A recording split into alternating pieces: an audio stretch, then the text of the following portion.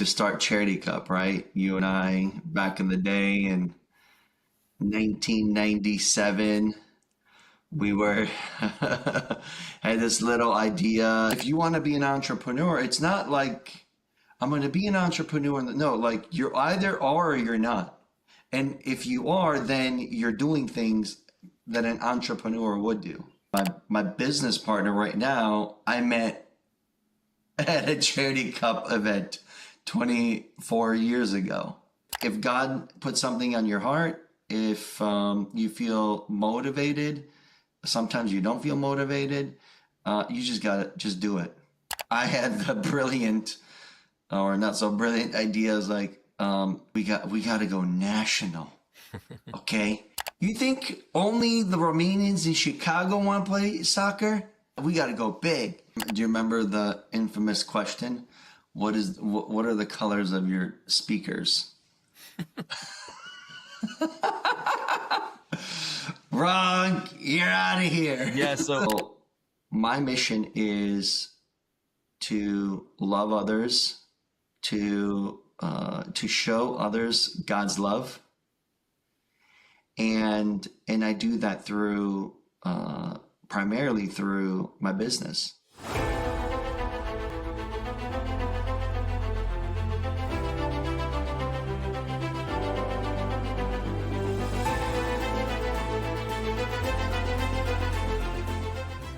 hi, everybody. Welcome back to another edition of Make Your Life Count, the podcast produced by Charity Cup. I'm your host, Daniel Bora. I'm really excited to be here with you again and presenting you another guest. And just a quick, brief introduction to what our podcast is about, if you haven't heard. Make Your Life Count is the motto of Charity Cup.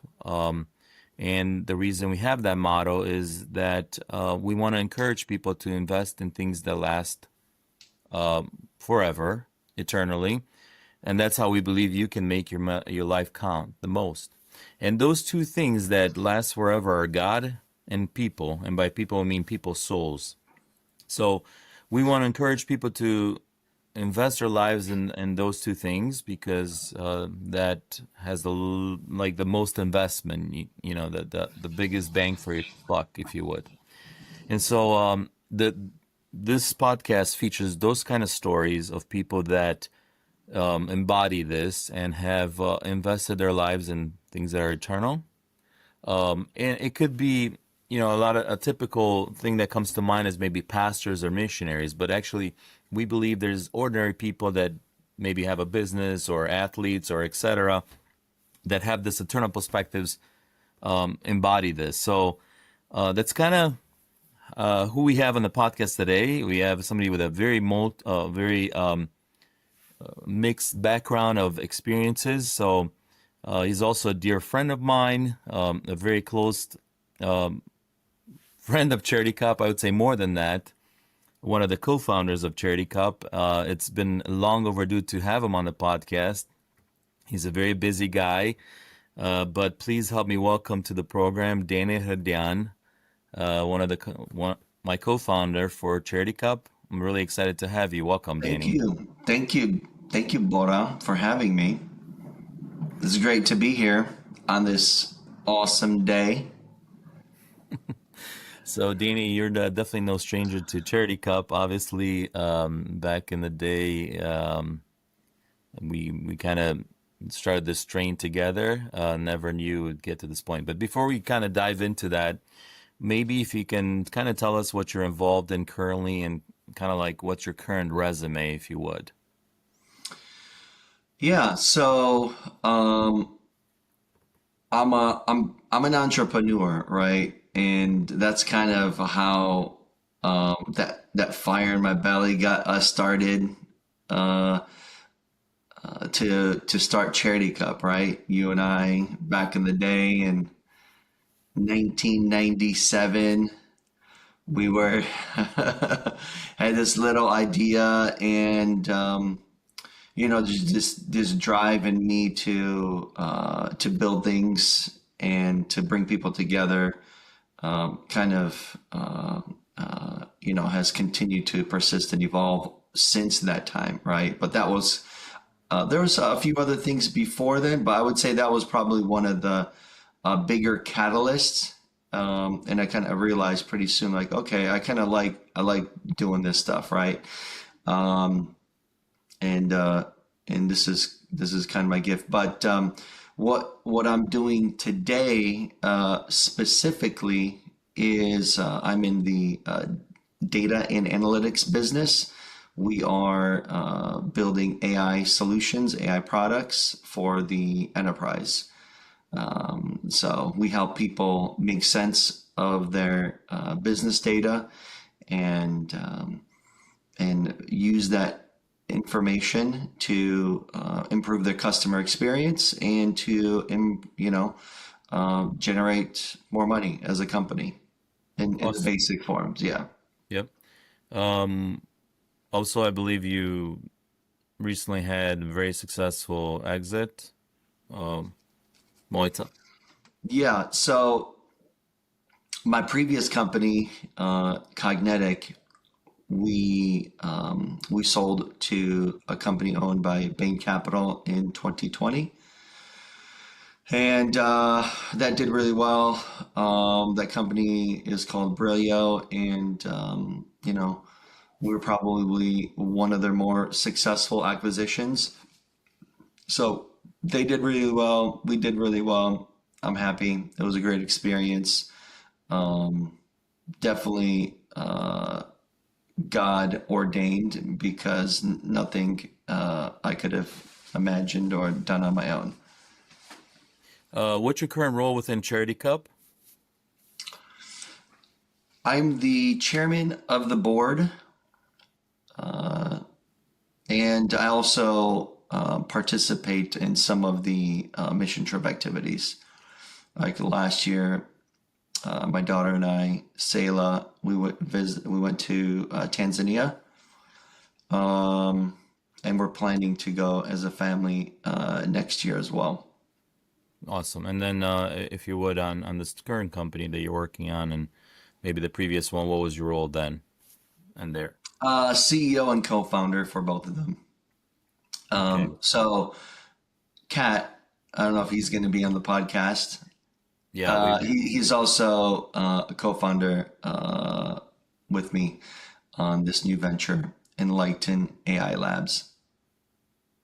Okay, very nice. So that's the company name, Enlighten AI Labs. Yes, sir. Okay, very good. All right, so obviously you've had a string of great successes. I think God has blessed you. But the reason we're talking on this podcast is because I believe during that entire time and pretty tough journey, probably, especially the first time around, it was a pretty long journey, if I recall. Um, although you may step back a little bit, sort of from the Cherry Cup role, you always kind of remain active within Charity Cup, and I think you remain mission minded. So that's why we're talking because, like I said, we don't want to feature people that are just sort of pastors and missionaries strictly because although I think that's great, and we are going to feature those stories, but we want to talk to regular people that God has gifted them with talents, and they're using it for His glory, for His kingdom, and leveraging things that they're learning in sort of the secular world. So that's kind of the perspective here today. But there's a lot of layers to this discussion because it really takes us to the very beginning of Charity Cup. So, Danny, if you could take us back sort of to your sort of where you started, or your upbringing, kind of what made you who you are today. So, like, let's rewind back a little bit. If you can tell us, who's Daniel Herdean and how did he get started? Well, I would.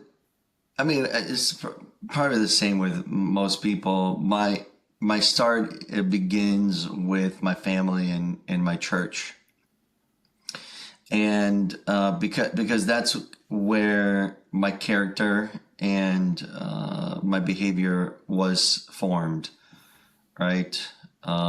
From my parents, I learned how to to love God, to serve God, to be a good steward, to do everything that I do with excellence, to be hardworking. And then, my church, I've developed lifelong friendships like with you, right? And also the church was a springboard for many things that I did that helped form me, and that was kind of a beautiful thing for me growing up at that time, because we had a very active community in the church, where we would get together to do camps, do sporting activities. We would get together for all the Romanian conventions, and the cool thing is, like, I don't think I would be the same person without all those experiences, Yeah. because like I said, like my business partner right now, I met at a charity cup event 24 years ago, Right. Right. right? So I don't know. So all of that, like my church and my family. It's really what has formed me.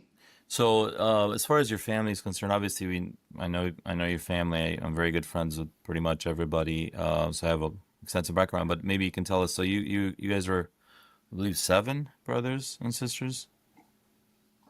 Yeah, I'm number six of seven. I was the first one born in the U.S. because my parents immigrated to Detroit in 1977, and a year later I was born. Yeah, yeah. So So there's Eleanor, who's younger than you, but the yeah, rest were born in Romania. You have other brothers that are involved in ministry. Doro, who's in Romania serving, and Nick was always involved in some type of event. I mean, that's how I guess back in the day we sort of met. I wanna mention something about your parents, which I don't know a lot of people know. To me, I remember your dad was they have passed away, but I remember your dad was always very passionate about music and serving in that way, and especially yeah. fanfara brass band. No matter where he was and whatever church he ended up, going to, he was very passionate about it. Bringing kids and people to brass band. Would you say that has had? I mean, to me, what I remember about him was the faithfulness that he did that with, and he I think beyond the fact that he was creating music in church, to me there's a lot of young people that are being formed in that context. They were building character, discipline. Music is discipline, coming to practice, being there on time. Maybe tell us a little bit about that, if I know you were part of that. uh yeah, there's some periods where I did not like that time, just because he was so strict. But in general, I think it was actually a really positive experience, because also through that service, I met and still have many good friends. So and I think that forms your character, and like you said, builds really good discipline. But yeah, he definitely very positive force in my life. Yeah, and I know your parents have instilled faith, because every time I'd went there to your house to work on stuff with you, your mom, your dad, I remember they were always cautioning us, don't be prideful.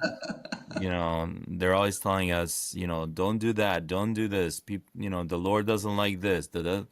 I remember that, and I think your mom and your dad came across to me anyway as sort of having God at the forefront. Yeah, that's true. 100%. And like I said, I mean, my family and my church is kind of what formed me, and I'm very happy for that. Yeah. Um, yeah, so speaking about, I mean, you had sort of older brothers to sort of follow in their footsteps. Ironically, you and I sort of became friends indirectly because I was more friends, since I was kind of similar age, more in a way with your older brothers like Doro. But something happened, sort of in those early times of Charity Cup. Do you remember that? How did we sort of become friends and started on this journey? Well, I mean, I kind of grew up because I think you and my brothers were friends probably when I was in middle school. So that we always hung out in the same circles. But then when the stuff that we were doing with Charity Cup was when probably around my senior year of high school or when I got into college. So I was no longer a kid. Yeah, So and then I also was I and this is what I tell people, like you got to take action. yeah, I've met a few younger kids, and I'm like, hey, so what do you want to do when you grow up?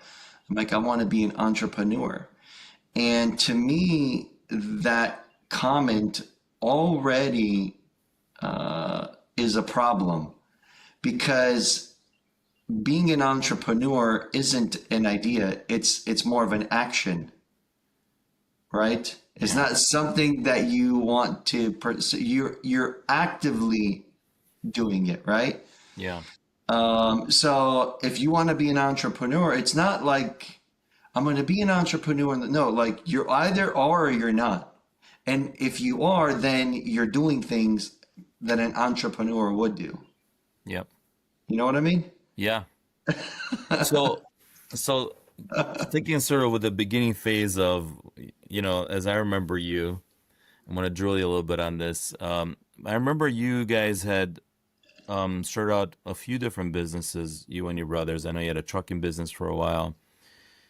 You were very involved in that. I know your brother Doro printed out a songbook, which was Yep. very relevant at that point. I mean, people were using it across the board. I believe you were very involved in that. Yes. As I don't know if that was before Charity Cup involvement or after. I can't remember exactly. It's kind of all blurring, but it was all around the early days. Yeah. Yeah.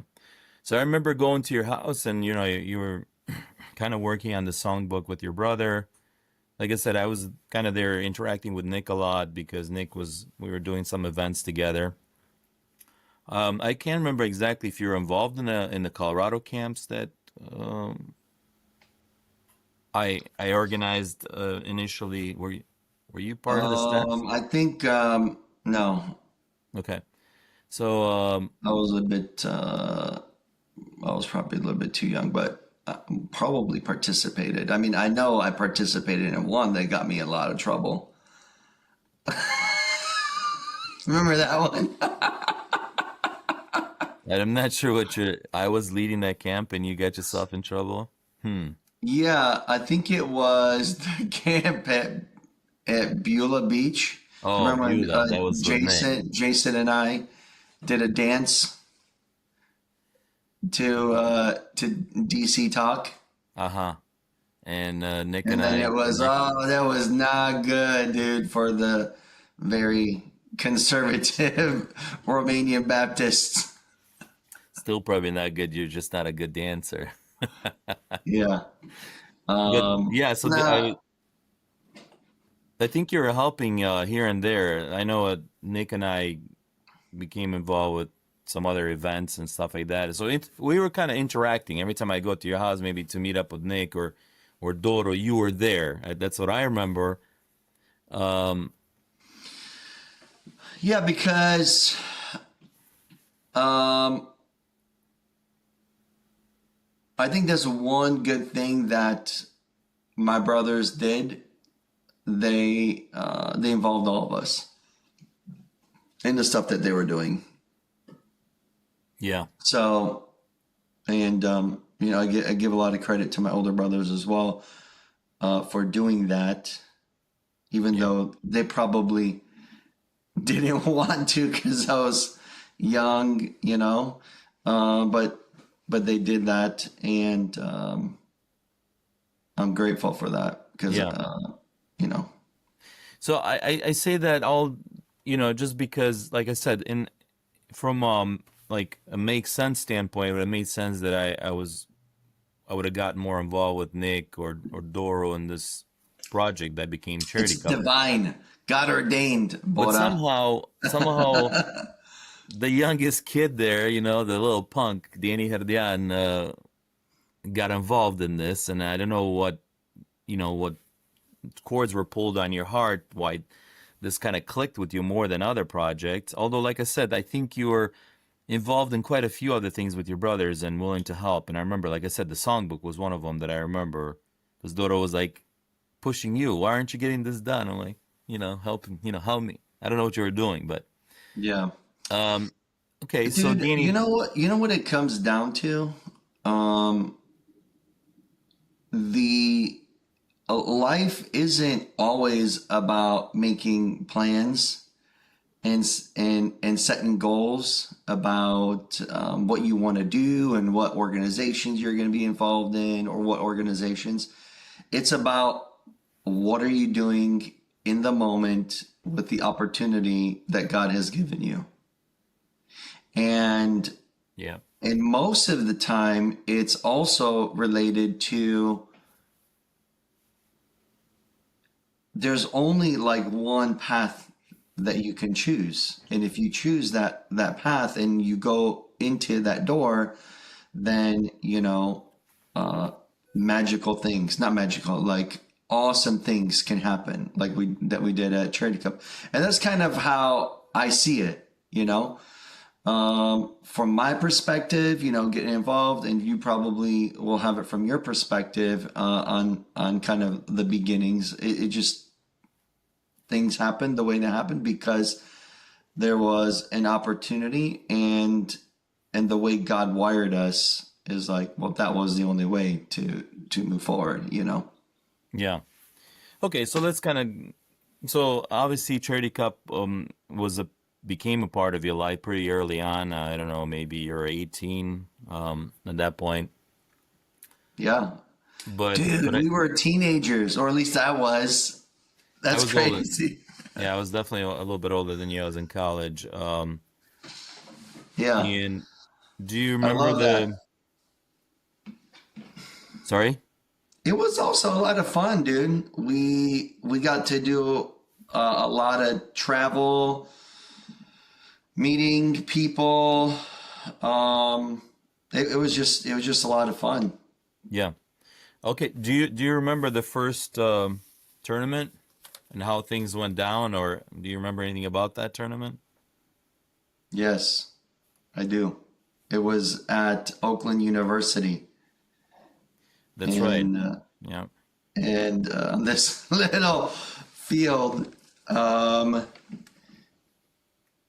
and it was actually over 2 weekends. And I think Right. so. I think we had we had a debrief afterwards, and we're thinking like, oh, what could we have done better? One of the sentiments was like, oh man, we're not going to do this again. But another one was like, people really liked it. So then we were trying to figure out, well, then we started talking about, well, how do we improve it? Yeah. And because if I'm not mistaken, if I remember, you said, I'm not going to do this ever again. But then the feedback from the players was like, oh, they wanted it. Like, okay, that's weird. Well, so I was on record saying this because I remember you and we organized the first tournament at Oakland University, as you said.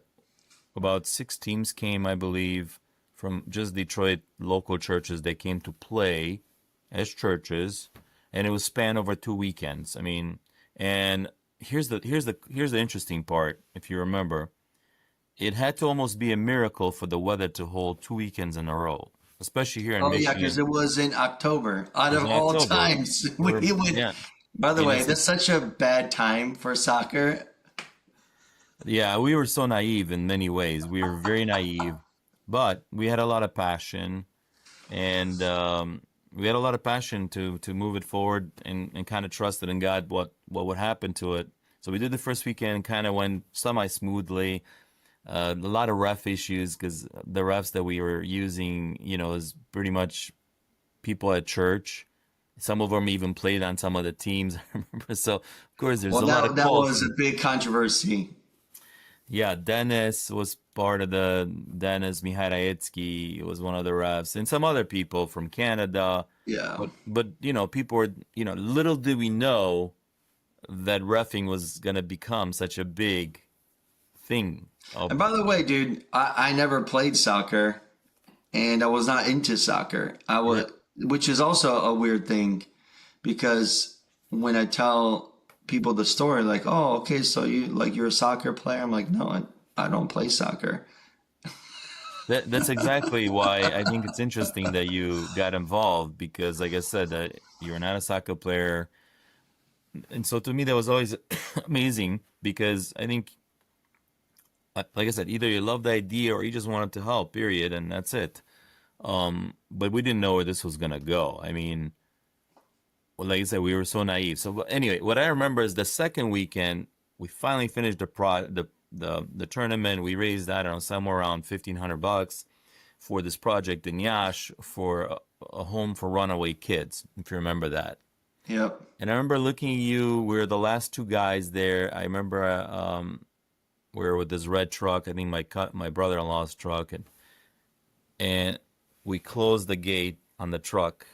You know, and I remember saying to you, I'm like, this was, I don't know, I don't want to do this again. This was too crazy, too many arguments with people, refs.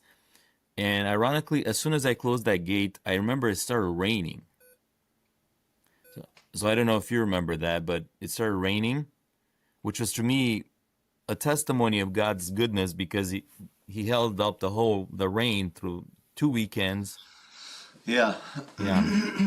That's Do awesome. you remember that moment at all? Um, I remember us packing together the truck. I don't remember you saying that, but yeah, and I do remember the rain. Yes. Yeah. I mean, so I'm pretty sure I said that at least to me myself because it was exhausting and a lot of things that thought were gonna go smoothly, it didn't. But you know what? So the next year, I don't know, maybe By the way, we used to call it the Romanian Charity Cup. correct. And I remember, I don't know if you remember, but we surveyed some different names. We asked Don Cura to help. He came up with his name. Do you remember the name? No, what was it? The name was he came up with was the Gideon Cup. The Gideon Cup has to do with Gideon because he prayed to God and God held up the sun until they defeated their enemies. Got it. Oh, That okay. was his It's idea. not a bad name. Yeah, but we ended up going with Charity Cup, and the rest is history, essentially. But that was one of the names. I remember he wrote this whole paragraph about why that's a good name, and Filu Banu was involved with making this torch that we went at the opening ceremony. People, we would have this torch that would run around like the Olympics, if you remember that. So Yeah. the opening ceremony was like a big part of the whole entire, you know. And I think that excellence that you were mentioning, I think we were on the same page on that because we could have just said, hey, let's just throw a ball out there and bam. But we didn't. And we had like a whole opening ceremony with people had to wear like jerseys and they had to sign up and registration.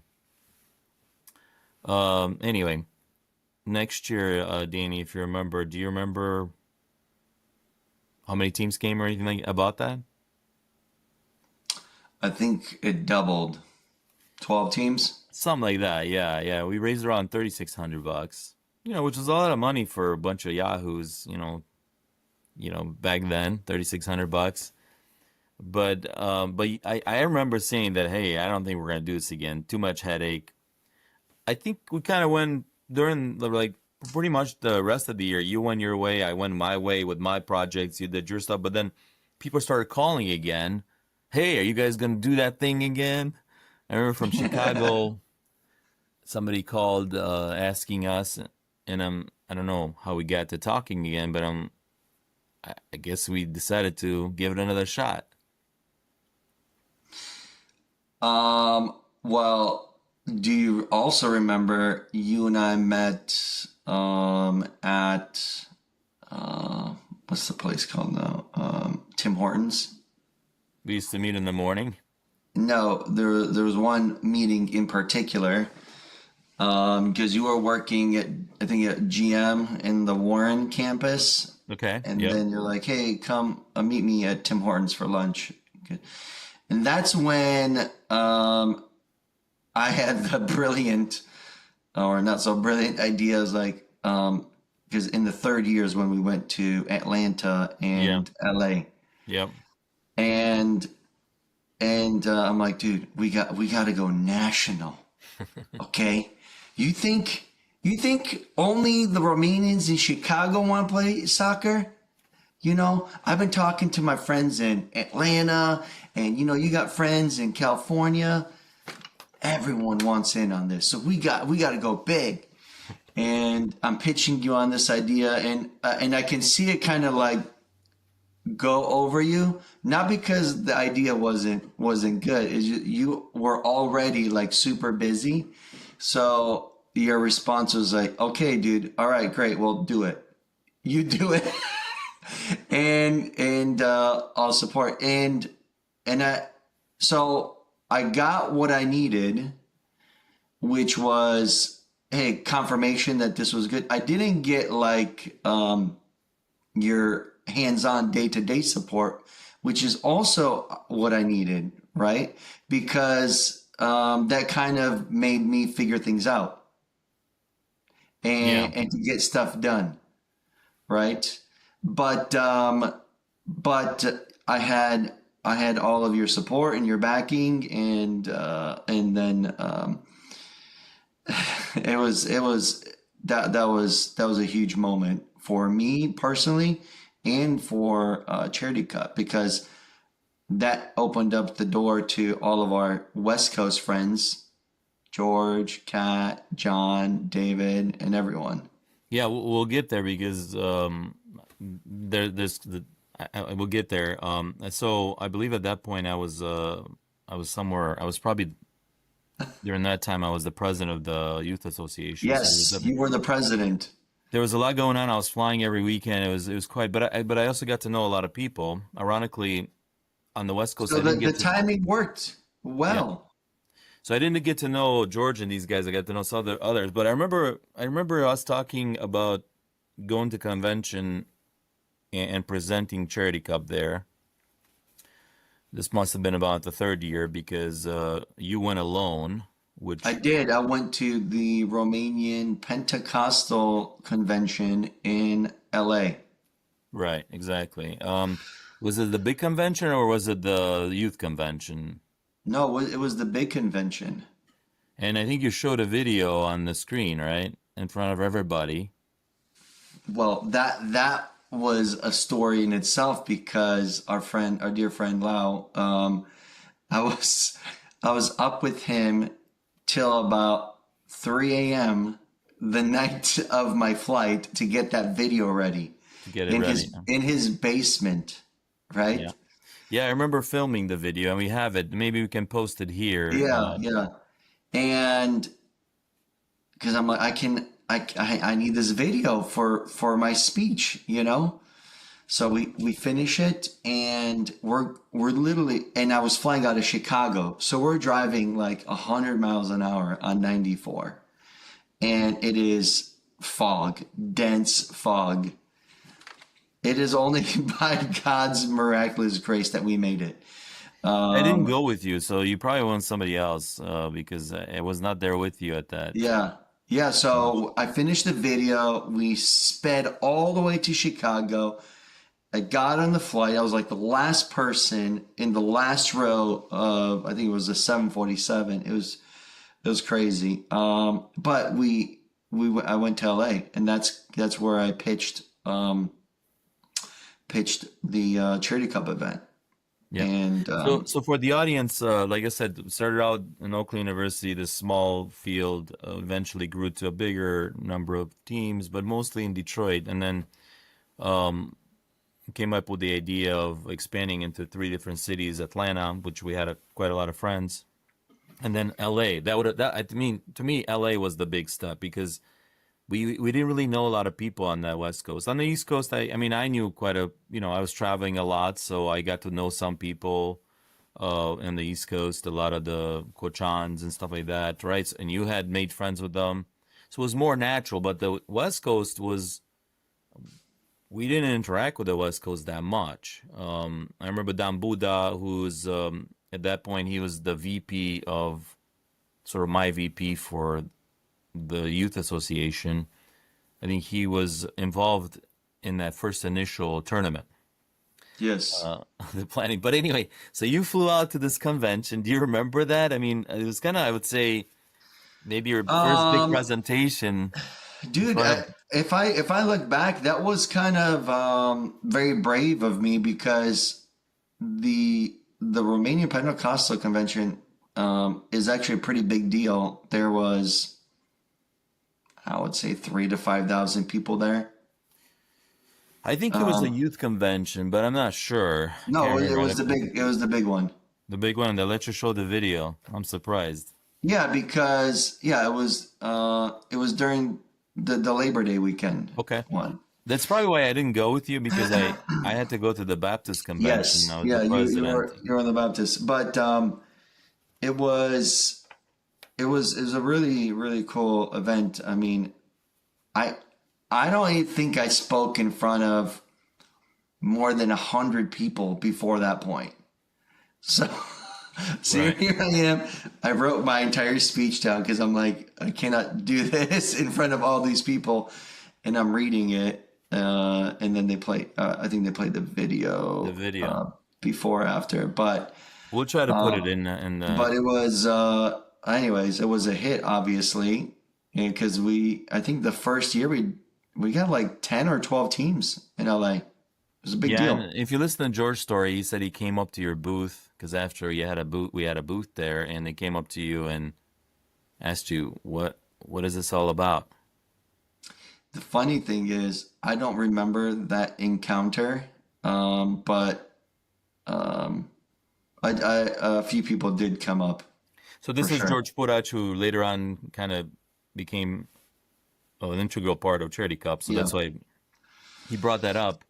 But this must have been in '99, around '99, because it was before our sort of yeah, because we started in '97, then '98 we did a repeat only in Detroit, and then '99 is when we went national, and yeah, then we in ended up actually having 2000. a national tournament in Nashville.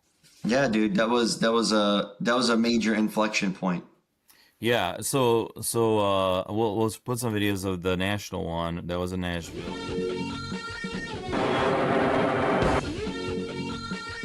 Gonna play good today. You Romanian? Huh? I told you, man. Watch me. Oh yeah, that's the.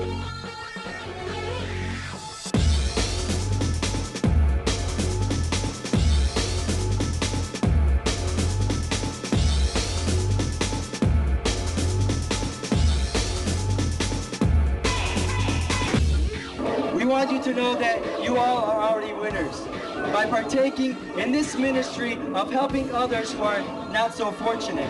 Last year, through God's grace and through people like you who answered his call, we were able to distribute over $10,000 in ministries in Romania and Moldova. That is the real win, my brothers.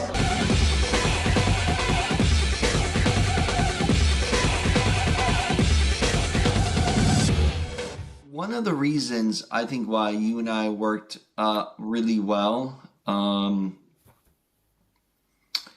at that point, like I didn't really have like the vision uh, of of how things needed to be done the way that you did. I didn't have the relationships, but what I did have was like grit and drive, and I'm like, I'm gonna work at this and I'm gonna figure stuff out. Um, and we worked really well together, right? Because of that. Yeah. So You're very much hands-on, a very efficient operational guy. And not only that, but I'm saying you were definitely the hands-on, and I guess in some ways I dreamt some things, you made it happen. I remember the website, which was back in the day, to have a website for a nonprofit was unheard of. They were very expensive. It was sort of the .com era was just coming about, yeah, and we I even set up the organization from a legal entity that's standpoint. right. What? That's right. You I did. was, I was 18 years old. My parents had no clue about any of this stuff, and then here I am starting, setting up the articles of incorporation for a charity cup. That's right. I set up the nonprofit, and I remember we went delinquent for a few years, and you kind of worked it all backwards to fix all the issues, and you kind of handled the whole entire thing. I don't know if you remember, but Yeah, maybe we didn't file taxes. I don't remember what the issues, but you worked it all backwards until everything was fixed.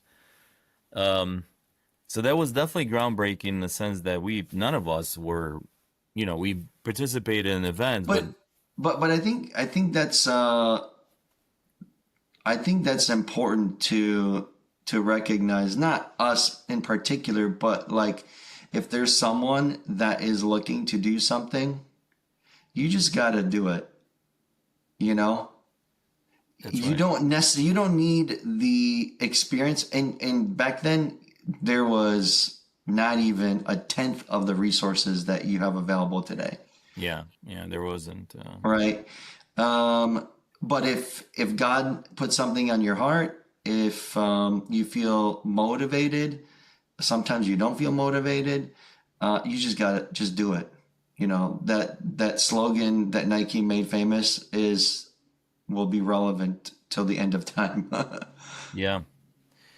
So I think somehow God orchestrated, us meeting and then sort of putting different talents in both of us.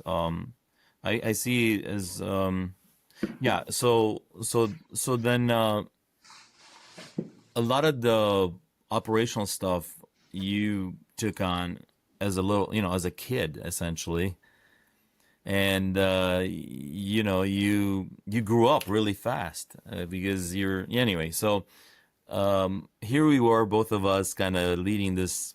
We didn't know what it was going to be at that point. I guess it got serious when you started filing paperwork for incorporation, and I think we spent about $30,000 on a website, which was absolutely crazy. um, I don't think it was that much. It was somewhere around that neighborhood because if you remember, we had to sell. I know we had to sell a bunch of stuff at the auction to pay for some of that stuff. And we can ask Cosmin because I was just talking to Cosmin a couple of days ago, and I didn't know, I forgot. I guess we kind of went through there. He had a company in Romania that built a site. It was all custom made. Yeah, yeah, yeah. I remember. Yeah, that. It was a big I chunk of just money for us. Let's put it that way. If it I wasn't don't I 30, don't think it was 30,000, but it was a lot for sure. it was a big chunk of cash for us, especially nonprofit, and like to take on this endeavor. Yeah, I probably wouldn't have gone that. Yeah, I didn't have the courage maybe to go that route, but you did, and I commend you for that. Be your forward thinking. But anyway, we we always came to some agreement, and we went forward together. Deanie, so let's kind of there's a lot of reminiscing here going on, but um, so throughout this time, I think you're starting to go to college, or you started college, or Yeah, not yet. Wayne State University. So that was later on, maybe. Oh, I started college right after I got out of high school. Okay, but that would have been in 2000, or did you in 2000? Were you in college or high school? In 2000, I was still in college. Yeah. Yeah, you're in college. Okay, so I remember in 2000, we after we sort of did the first tournament in LA, became friends with George and Kat. That's a whole story in itself. Actually, if you go to the podcast with Kat, Catalina Yuga, I tell the whole story there. So you were you were leading that LA tournament. Although we got somebody to help us officially from there, Danny Buddha back in the day. But eventually we became really close friends with these guys because of their serving attitude and heart. And I remember, it was interesting. We had Mission One come and sing sort of the opening at the opening ceremony in LA. And we had some pushback because they were using drums. Mm. So I remember, obviously, I was very involved in the Baptist community. I was, I think, either president or very involved. So I didn't want to step on any toes. But you kind of pushed and said, "Hey, these guys are great people. I don't care that they're using drums. Let's just move forward with that program." I don't know if you remember that. I do. We were you and I, there was. Do you remember there was? So we're under this pavilion, and I think they had like a storage closet. So think you and I huddled inside the storage closet, like, okay, what are we gonna do? There's some drama because we can't have drums. I mean, to me, I didn't really. To me, it was kind of simple. I was like, this is dumb. We're not gonna argue about this. Like, they came to play. This is how they're gonna play. We listen to this type of music all the time. It's not a problem. If someone has a problem, I'm sorry, get over it. So Dan Buddha, who was a part of the Baptist community at the time and was sort of helping us organize that tournament in LA, I think the issue came from him, and obviously I kind of recruited him to help us with some of the stuff. So I didn't want to like just brush him off as not. But anyway, we kind of pushed through that and said we're gonna do it anyway. And It's fine. You blame it on me. Herdean, Good officially, cop, I'm bad letting you cop. guys know. I'm letting you know Herdean was kaporotacilor. So, but I said, cool, let's do it. These guys sang and, became actually very good friends with them. Anyway, fast forward to 2000, we ended up meeting with them in Breckenridge, if you remember. This was our first sort of. So they already had a pretty powerful team on their own, Mission One. We somehow said, hey, let's see if we can join forces and do some stuff together in 2000. So we organized that retreat in Colorado. This must have been at the end of 99, right in the winter. And we said the goal was to go on a mission trip together in 2000 in the summer and start the first mission trip. Yep, I remember that. You remember, so we kind of jived and gelled. We really got along very well, and I talked to I believe Kat. We talked on the podcast when I recorded with him about that. Hopefully my laptop is not dying or something. What's going on? Okay, Danny. The other thing I wanted to mention that kind of really sticks out of my mind was when you and I went to Romania for the first time. To try to organize the mission trip to Moldova, which was, I believe, this happened in 99 in the winter, getting ready for the 2000 trip. Or maybe in 2000, and we did the first one in 2001, because it was Mission Tour 1. Do you remember that trip? I do. Yeah, you, myself, and my brother went there on a trip. John, that's right. Yeah. That was quite a trip. I remember visiting Little Samaritan. The goal was to try to set up the tournament in Yeah. Moldova I as well. was, Yeah. you know, I was impressed because you kind of, it was my second time in Romania, but you kind of knew how to get around, and you know, you you figure things out pretty quickly. The school cadets, you know. So I was kind of impressed by that. Oh, thank you. I didn't know that, but by the time, I mean, we kind of formed a team, so it didn't matter if it was me or you or whoever. Everybody kind of stepped up when it was needed, as the way I remember it. But yeah, we made some friends with Maris Cuchero. He gave us his car. Um, we were gonna do something with countryside and then in Little Samaritan, Moldova. You had been to Moldova before on a mission trip, and so have I. So we were both kind of familiar. But this was kind of brand new. We were gonna set up a tournament, not a tournament. We were gonna set up a soccer camp for orphan kids and kids that are coming from villages from poor families. We were gonna do a camp, and the coaches were gonna be people from Oradea, if you remember, for Emmanuel Institute, right? Yeah. So they play a part into this, and a lot of the friendships we made back then are probably still active today. But I remember traveling with you and John, and I remember at one point we had a lot of fun in the car, especially John. I think it was his first time.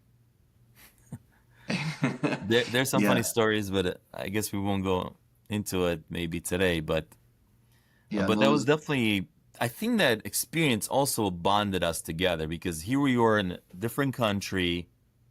Think about it. It was our first sort of a business trip, if you would. Yeah. It was our first. Yeah. That's pretty crazy to think. We were traveling internationally to get this thing off the ground. But I think it was such an awesome time because those relationships that we built. By the way, dude, to even have the idea that we had about getting the students from Emmanuel University, I don't even know how we did. You come up with that? I don't know, but that was a genius idea because that's how we um, met Adi and Tina, which were like pillars of kind of the next phase of Charity Cup growth.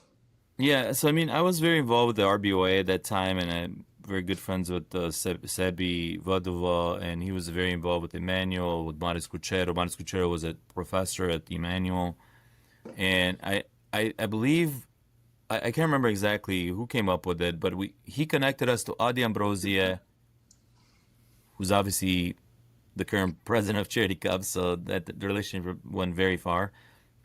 And that's a whole nother, we have him on the podcast too. But anyway, Tinel Bachu and some other ex-professional soccer players, and they were going to Emmanuel. And I don't know exactly if he came up with that idea, but we were going to invite Adi. And that's the reason we went to Yash, to meet up with Adi, because he was going to be sort of our main guy as we organized the soccer camp. Because we're like, we don't know soccer. What are we going to teach the kids? What drills? We have no idea. So we tapped into his knowledge. He had these other guys around him, Tinel, Zafi, but really Tinel that year, that he was going to tap into to bring him to the camp to teach the kids soccer, as well as get him, disciple them about the gospel. And that's how we brought the other students kind of came as coaches. And we tried to bring students that were obviously good preachers, if you would, but as well as they like soccer. So it wasn't like just come there. They had to have some knowledge of soccer and be passionate somewhat about the sport. So that's how we ended up getting these coaches. And they did really well. Also, the other Emmanuel students, they were also very good soccer players. I would say that's probably going to go down as probably one of the best, well coached events that we did. The first, I don't think we've been able to replicate it because after that, we just had pure amateurs that don't even know how to play soccer go Well, organize those. I mean, we started to mix it. Yeah, we try to, but I think the manual students came for quite a few years.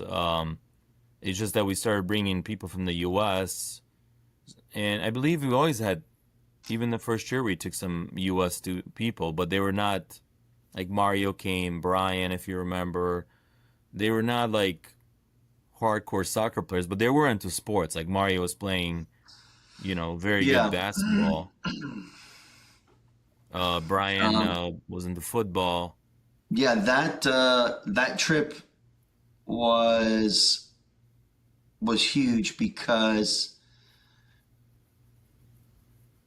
one, it was the beginning of this new phase of Charity Cup where we were much more mission focused, mission oriented, right?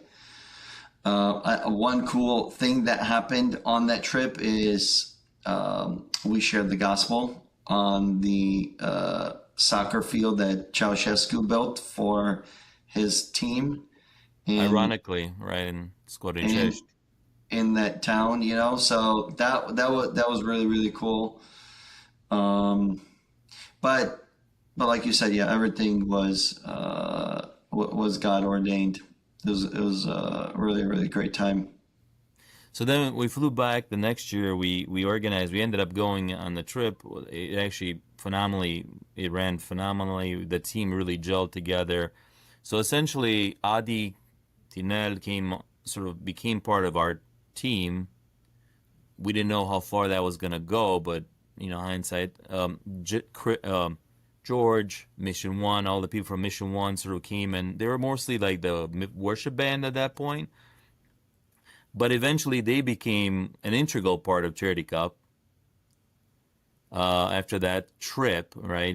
There's just some bonding that happened there. That it was so orchestrated by God, because I don't know if humanly we could have thought about all those. But Mr. Herdian, so moving forward, things progress with like the tournaments, and you were an integral part of that. I remember the ones in Detroit. I mean, we started actually even in LA and Atlanta. We were gathering quite a crowd. Yeah, I think it got up to 500, 600 people that would just come to attend. It was quite I mean, I think it goes for bigger us, than that. maybe even bigger for us. I mean, that was a pretty huge crowd, just because it's just a soccer game.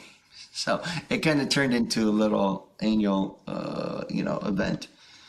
Yeah, it totally became a thing people put on the calendar. Yeah. But I remember But we I think the biggest thing outside of the cool, fun events was we started to realize that we started to form the idea of what our mission was, right? And that was really cool to see, because if you had asked us in 97 what your mission is and vision, we wouldn't have really. It really took like a few years of us just going through the motions to figure that out, and that was really cool. But also, what I loved is so many of our friends, their lives were changed and transformed because they were involved in doing mission work. And yeah, I'm a huge proponent for anyone to go on a mission trip, overseas mission trip, absolutely. primarily overseas mission trip. And if you can go to the worst parts of the world, not the dangerous, but I mean, unless God's calling you to the most dangerous, but like to really see people outside of your bubble and how they live, it's transformational. And to be able to show love, kindness, compassion, and spread share the gospel, that really transforms lives. And we were able to provide the opportunities, as we say, to make that happen. Yeah, I mean that became part of the mission statements.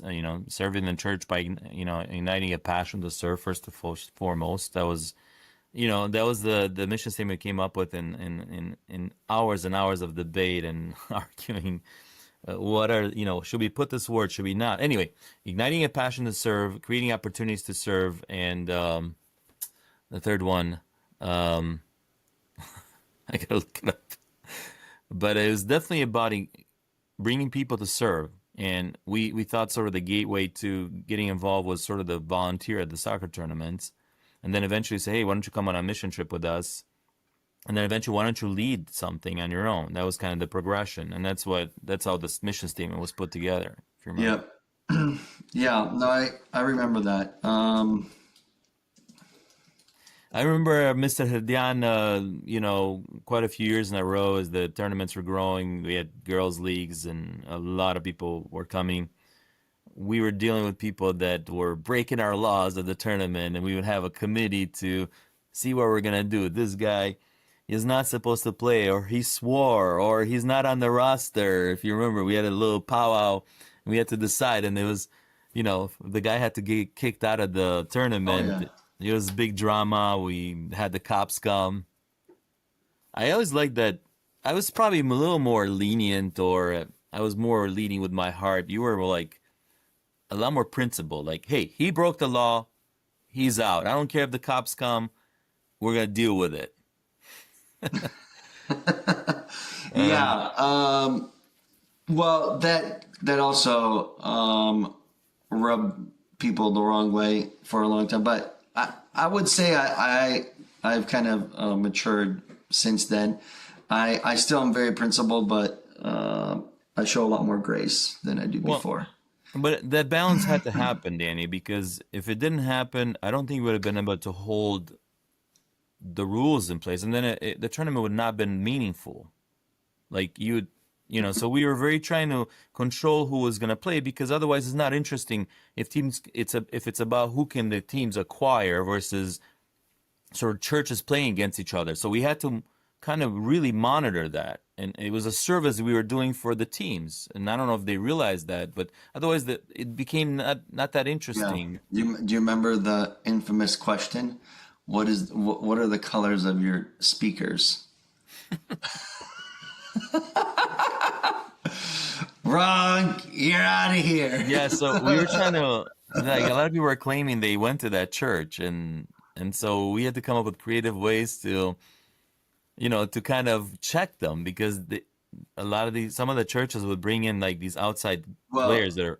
I mean, it's funny that was the question that you asked them, because it is true that was the only church with white speakers. Right, and they didn't know the details. If you go to that church, these other guys, they sometimes would coach him on some questions, but they didn't know what we were going to ask. So, what if that guy, he only went once a year and he didn't really pay attention to the speakers. He had his, he had his eye on the pastor, on the sermon. We very much knew that guy didn't go there 100%. He didn't even speak Romanian for one. But we knew. But we were trying to be fair to the guy, and I think overall we tried to be fair to everybody and say, hey, here, these are the rules. But I remember, man, when the final came, if you remember, there's some moments and years when the final happened. It was like you were in the world, like the World Cup was happening. People were gathered, they're chanting, they had signs. I mean, I remember when the whistle would blow and we would walk the players out there, just like we wanted to be as professional as possible. We'd walk them out to the field and line them up, and they would kind of wave to the crowd. And no matter what drama happened until then, when the whistle blew, it felt like the World Cup. The tension, the players, it was definitely amazing and intense. And you brought a lot of the logistical items together, the volunteers, the waivers we had to get. There were so many things behind the scenes that people didn't realize. And that was, a lot of that was you. I was more I obviously I helped, and we were both doing things, but you had a lot of the technical things. I was, the announcing guy. I was, I guess you could say more on the phase, but you did a lot of the background work that was critical to everything that happened. Yeah. That sort of relationship had to happen because we couldn't both be out there announcing stuff because then nobody would be doing anything in the. So that kind of worked really well. Yeah, and I think it fit our skill set and personalities at that time perfectly. Yeah. So, and because I did not have a problem being in the shadows. I mean, I wasn't in the shadows, but I wasn't upfront like you were, right? Which I was perfectly fine with. Yeah, I mean, I think people got to know me because, like I said, I was making announcements. I was doing a lot of the marketing stuff, but you were the solid guy. If I could dream of something crazy, is because Danny Herdean was there to implement it, and I knew I could talk to somebody and not gonna think I'm crazy if I come up with it or if you came up with it. I think I was pretty open so anyway, it was a nice team, with different skill sets is what I remember. So Danny, at what point did you sort of started getting involved in entrepreneur and kind of taking this sort of tech route? Well, I mean, I was always like a tech enthusiast and early adopter, but it really started with Charity Cup. I mean, that's kind of where we had to build like certain digital assets for the organization, and that's where it started. But beyond that, I made friends with other folks that had similar skill sets or passion, like Lau, Kat, and then we ended up even doing we had a side hustle where we would build websites for people and then that went well and that kind of expanded. So that's kind of where the genesis of some of those early beginnings. But the biggest one was in 2009.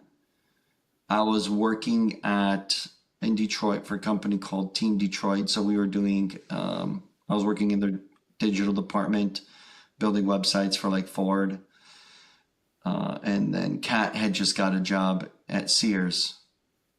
Yeah. So he's like, Before we go into that chapter, because I do want to talk about that, I do remember, so Lau that you speak of, Lau Ardelian, was yeah, sort of our early designer. He was, I believe, he designed many of our T-shirts early on. There were some other people involved, but he was, throughout the whole beginning of Charity Cup, he was definitely one of the designers.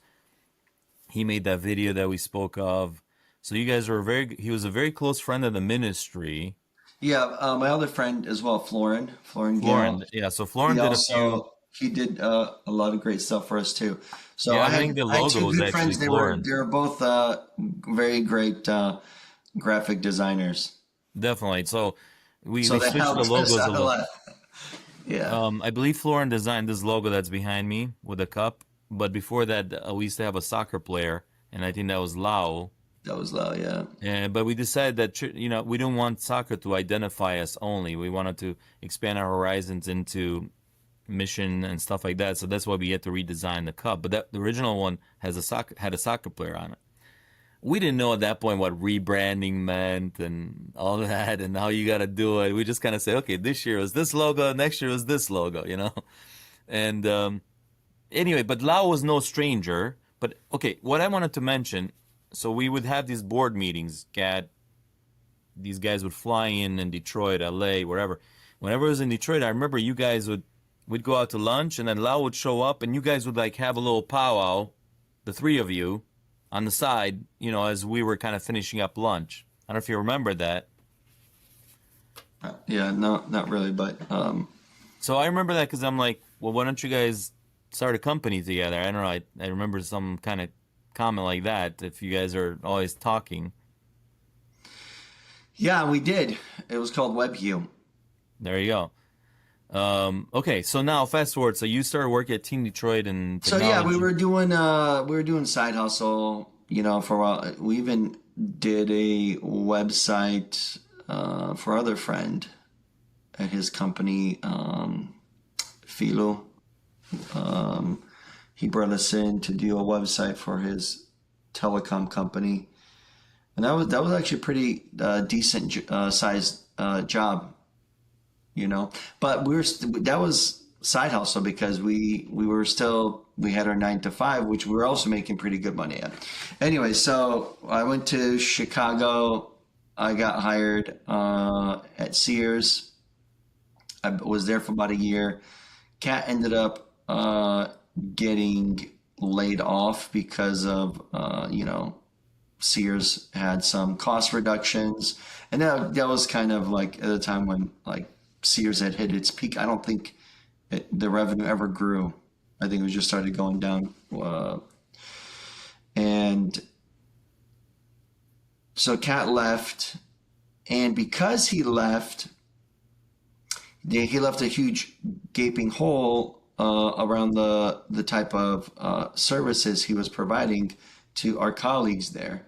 So, and I don't know if Kat tells the story, but one of them, his name is Dominic, gives him a call. It's like, dude, well, I need that report. And Kat's like, what report? Well, the report, you're supposed to deliver it. It's like, well, I don't know if you know, but I got let go. It's like, no, no, no, no, no. I still need that report because I got to give it. No, So, I didn't know this story. so then Dominic is like, no, okay, well, you're gonna come back to Sears, and we're gonna hire you back. And Kat tells him, I think Kat was already he packed up his truck. He was thinking Colorado. He was driving back to LA because he's like, okay, it's done. Moving back home, We're basically. moving back home, and he's like, I'm not moving back to Chicago. I'm done. Okay, fine. You can work remote, and you don't have to be an employee. We'll hire you as a contractor. And Kat's like, oh, okay. That kind of works. So, because we already had our side hustle company, we just ran everything through there. Everything got approved with Sears vendor management. I ended up, one of the side hustle projects that we were working on actually got funded. So they raised a couple $1 million. And then Lau and we ended up moving to San Francisco to work for that company. But we ended up leaving shortly after.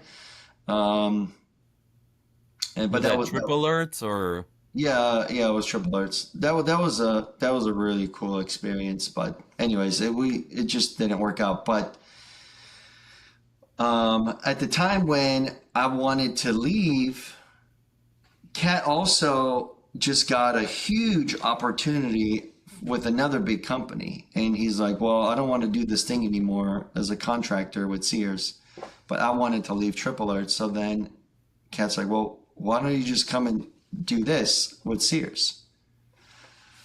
And I'm like, "Okay." And then similar to like back in the days at Charity Cup, I'm like, well, there has to be other people here at Sears that need my services. So then I just started selling to other people, and the business just grew. And then we got new clients, and then the people at Sears, they left, and they called us up, and then they left for another job, and they called us. So it just organically, that business grew. And then that's kind of what, that's the company that we ended up selling in 2020.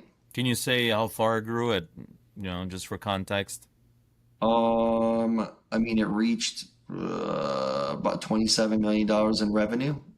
Okay, that's awesome. I mean, that's pretty So rare, especially that's a feat. um, it was all bootstrapped. We didn't raise any money. Um, we never did any advertising. It was all organic. Can you mention some of the clients? Because I think that's really important. I mean, that's a pretty huge feat. Yeah, so we worked in the, like Fortune 500 clients. So we had very big accounts. Facebook was one of our clients.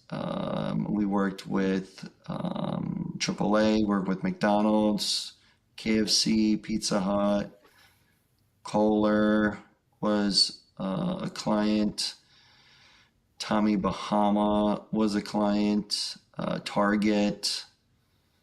Wow. Um, So you had a pretty Granger. extensive portfolio besides the Yeah, revenue. so we had a really good set of clients, but because when you're dealing with those type of companies, the size of the deals are very large. So you honestly don't need more than a handful of clients to fund a huge operation.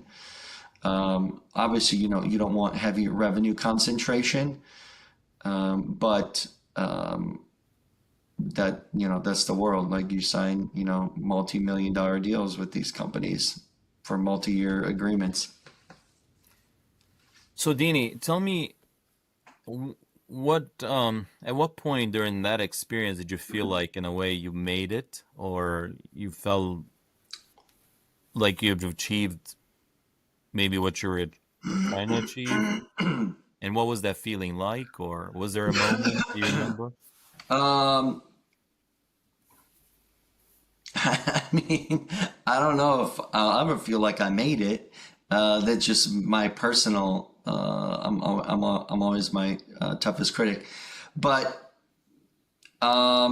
probably there was a moment of reflection,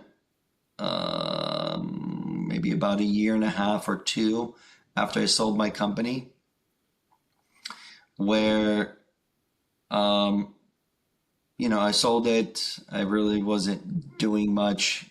And I recognized how God ordained so many things for that whole experience to happen, because there's some very big, expensive early failures, and it was only 100% by God's divine plan that we achieved the things that we did. There's no way, and that's one of the main revelations that God showed me. Is like, I'm gonna show you that you cannot take any credit for any of this stuff. It is all me, and I'm going to show you. And he did. And it was 100% all him, because I can't take any credit. Now, we still got to, put in the time, do the work when those opportunities happen. But there was, one key moment early on in our journey when we just thought everything was about to end.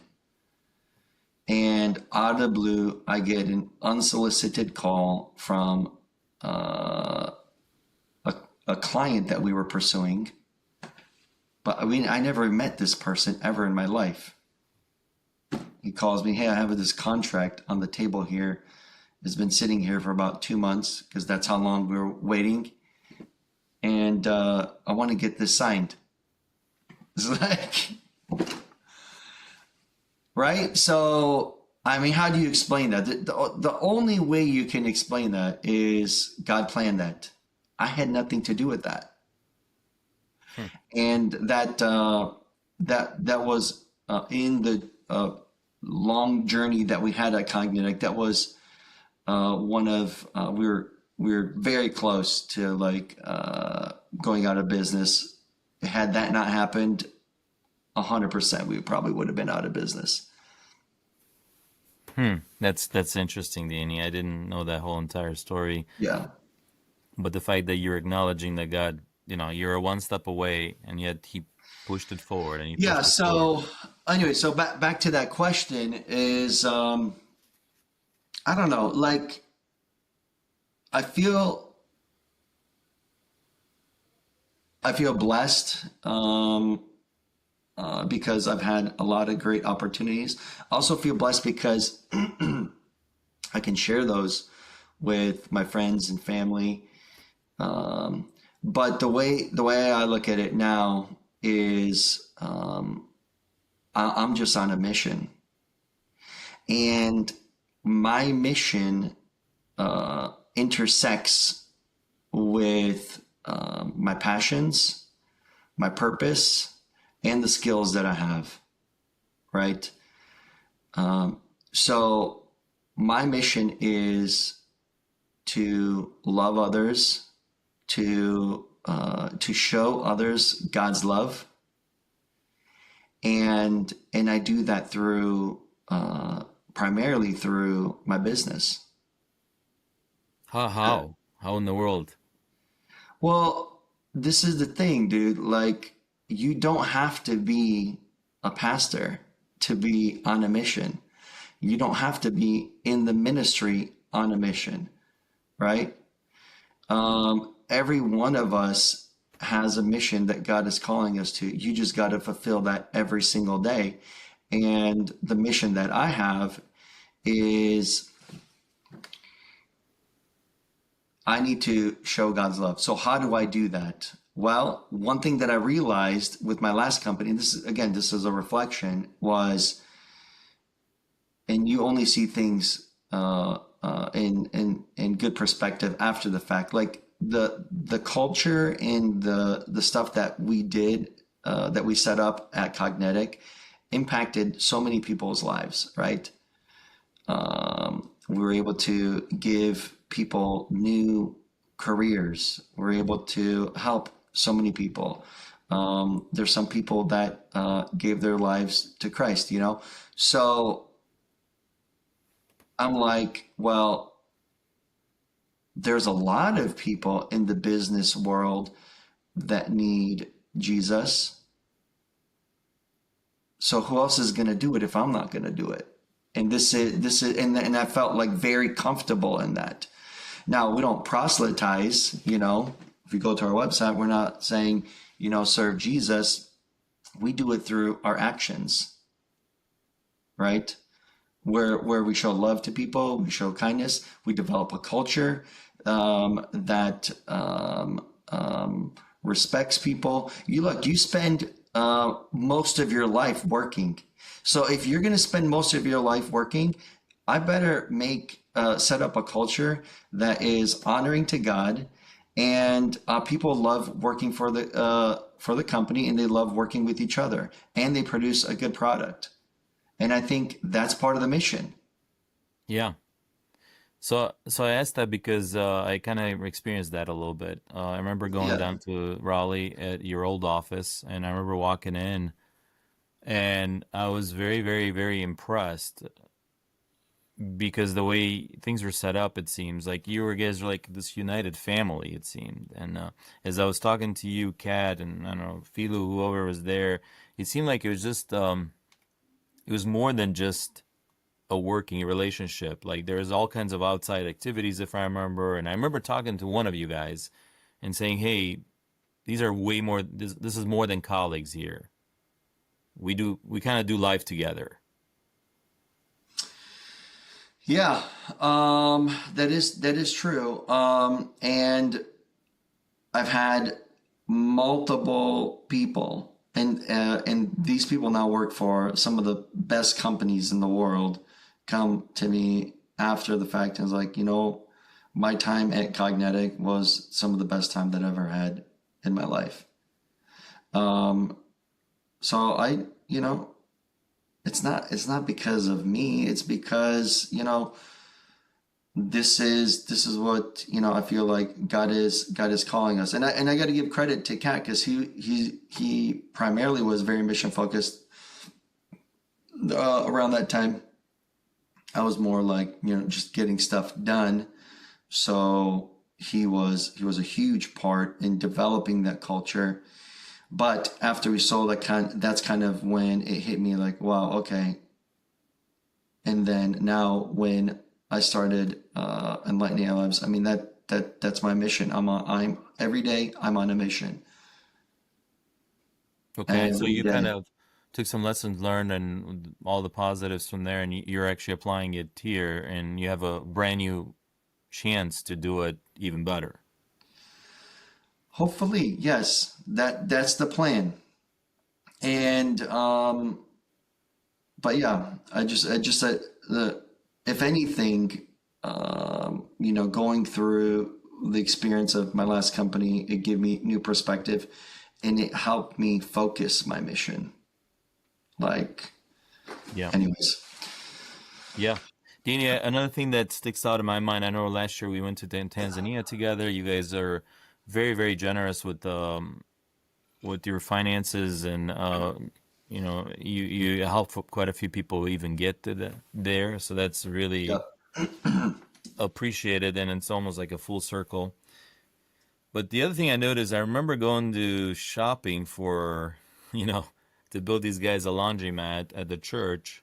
Um, because at the orphan for the complex we're in, because they were washing everything by hand for the kids, and so you guys pretty much knocked out a whole entire laundry brand new with brand new equipment, like the best stuff out there, and that kind of was amazing that you guys didn't forget about kind of where you're, what you're doing and what your purpose is, and that was really impressive, and I just wanted to yeah, let you know. that was a cool experience because we went with Jeremiah. And if you remember, it took about an hour to get into the city. And I think we went in the second half of the day. Yeah. So, we were talking with this in this appliance store, getting some prices. And then we got the price, and Jeremiah's like, okay, well, let's go. I'm like, what do you mean, let's go? Well, we got to think about it, and maybe there's another store who can give us a better price. So it's going to take a few days. And then Ken and I are like, we're not coming back. That's it. We're going to do it right now. So we literally, and Jeremiah was like, what? Like, yeah, we're going to get stuff done right now. Like, time is money. We drove an hour to get in here. I'm not coming back here 2-3 days. So we negotiated, if you remember, we negotiated the guy pretty quick. He was like, give us your best deal. And then I think we were out of there probably in about an hour. That's it. I mean, I think Jeremiah was just trying to, obviously didn't know you guys were planning to pay, or he was just trying He to get a knew. better No, he deal. knew. He knew. But he was He still knew. trying to get a better deal, even though it wasn't even his Yeah. money. Which is, it's fine. That was his style. But it was just funny because I think it caught him by surprise how quick we were to make a decision. Yeah, yeah. No, that was The thing awesome, man. was, like, I had just purchased a number of laundry machines for one of my properties, so I kind of knew the prices already, and it was around the same ballpark. Maybe we would have saved $50 or $100, and I get that's a lot of money for some people, but it's like I'm not gonna haggle over that. Like, okay, let's go. Yeah, yeah. So I know we're kind of nearing the end here, but that was a really cool experience. Now tell us a little bit of, since you're the chairman here, maybe some of the projects that are recently going on with Charity Cup, and maybe some goals that Charity Cup has, if you can talk on that shortly. Well, one of the things that I'm very passionate about is how do we excite and energize the younger generation to go on mission trips.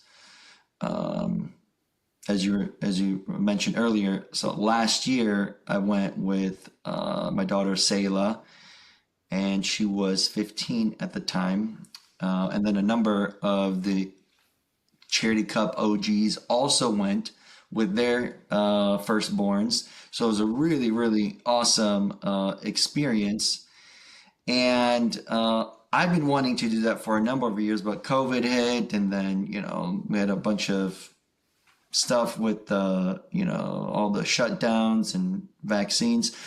But finally, the opportunity came. Like, okay, I want to go, and especially Adi was, pressuring me for a number of years to go on the mission trip. So that's like a big area that I'm very passionate about.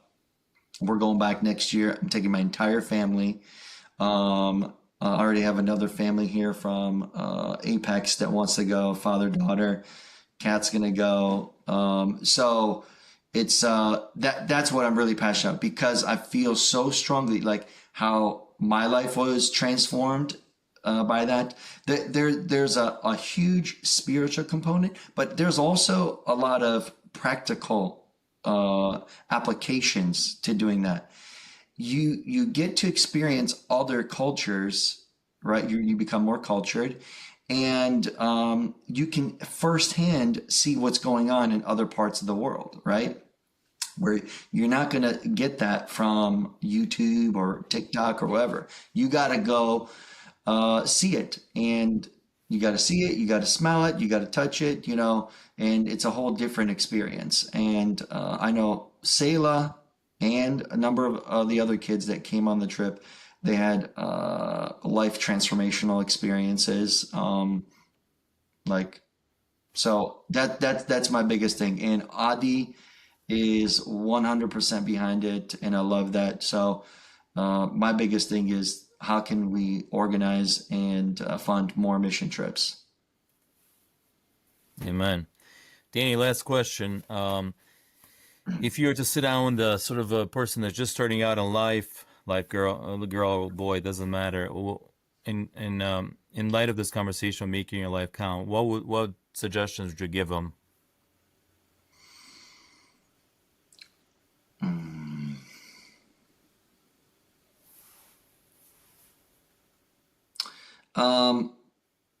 Make your life count. So I would say a couple of things.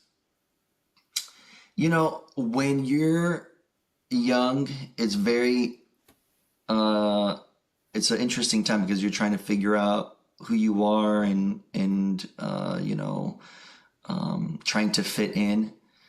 I think one of the key things that I've learned is you need to be friends with everybody. Right? You need to be friends with everybody. And that's practical for many reasons. As you're starting off in life, you're trying to build relationships. You're trying to form your character. If you start by creating cliques and fiefdoms and all this other stuff, you're already going to start missing out on what God has planned for you. So the point I'm trying to make is, be friends, don't burn any bridges. And there's a lot of good data on it. Like, you're a really good example of that, because you were always making relationships and being friendly with folks, which is kind of how we got connected to and how Charity Cup really grew, right? That is super important. And I think that's the basis for how you figure out what your calling is, or what your purpose is, right? If you're friends, you make friends, you're kind, loving, and compassionate, that really is going to open the door for you to find your purpose and your calling. Very good, Danny. Thank you so much. That's awesome. Great advice and practical advice. All right, last thing we want to do is this perspective segment. So I'm going to flash a card for you, and the first thing comes to mind, less than 10 seconds. Just tell us what comes to mind. All right. Are you ready? Let's go. All right, let's do this. All right, check it out. Politics. Dirty, messy. Economy. Freedom.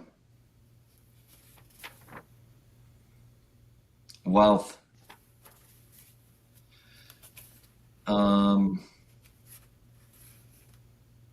Generosity. Truth. Truth can be painful, man. The truth can, and it can also set you free. Yeah. Eternity. Um, People don't think too much about eternity, and we should. Dating.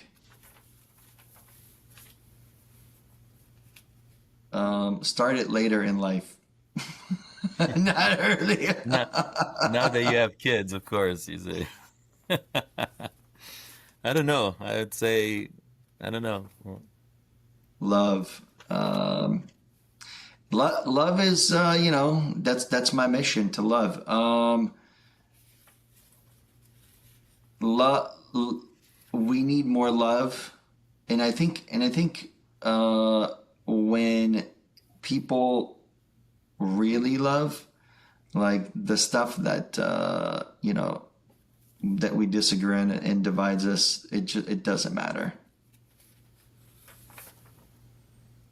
Marriage. Marriage is the foundation for everything that I'm doing. My rock. Awesome. Purpose. Purpose gives meaning.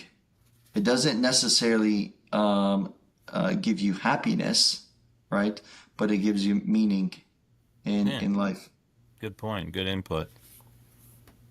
Church. Community of people that you can experience life with. Awesome. Family is very important, because you get to experience some of the greatest moments and also be there for the more difficult moments. And the great thing is you want to try to spend a great amount of time with your family, because there's such a big part of your life. Amen. And then final one. Jesus, my Savior, the one who pulled me from death's door. You know, That's a whole nother story, I guess. You have to, yeah. yeah. Well, Danny, thank you so much for your time. Thank you for your service within Charity Cup and just being a friend. Thank you for the inspirational discussion. I think it'll inspire a lot of young people to and just people in general how to spend their time. And thank you for your story. Thank you for your family. God bless. I'm going to wrap it up here for the rest of us. Thank you so much for watching this other Thank you. episode with Daniel Herdean. I hope you enjoyed it. I hope you got a lot out of it. And please join us next time for another episode with another guest. And in the meantime, don't forget to make your life count by investing in God and people. God bless you. See you next time. All right. Thank you.